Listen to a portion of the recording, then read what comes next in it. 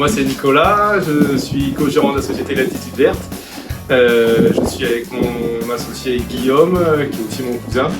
Et on a eu cette envie de monter Latitude Verte en 2015. On est tous les deux passionnés de la mer et de notre région, de notre patrimoine. On voulait lancer une activité différente de ce qui existe aujourd'hui. Ce qui était important dans Latitude Verte, c'était de faire connaître notre région de manière plus confidentielle. Et la deuxième chose, c'est d'avoir un impact réduit sur l'environnement, d'où l'hybridation du bateau, et de proposer ainsi une excursion sans bruit, sans odeur et sans émission de CO2. Notre métier, c'est de faire découvrir à nos passagers la région. On propose des sorties en mer avec ou sans escale, principalement Porquerolles, Port-Cros, le port de Brégançon.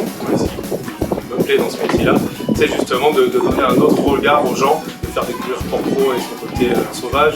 Alors on s'est installé à Bormes-les-Mimosas pour deux raisons. La première, c'est une station balnéaire qui est familiale, plus confidentielle que les villes aux alentours.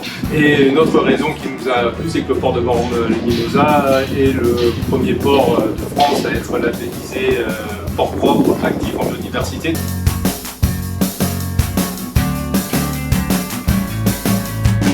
J'ai connu Bormes-ma-Vitrine pendant le confinement. On a été séduit par la possibilité déjà de continuer de se faire connaître, surtout sur Bormes-les-Mimosas. Et on a aimé cet engagement de la ville à faire connaître et à promouvoir les produits locaux.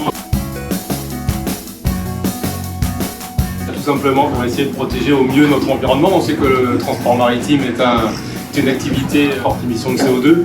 Donc on ne voulait pas de transport maritime, mais on ne voulait pas avoir un impact aussi important. On a travaillé au niveau des moteurs, qui soient les plus efficients possibles.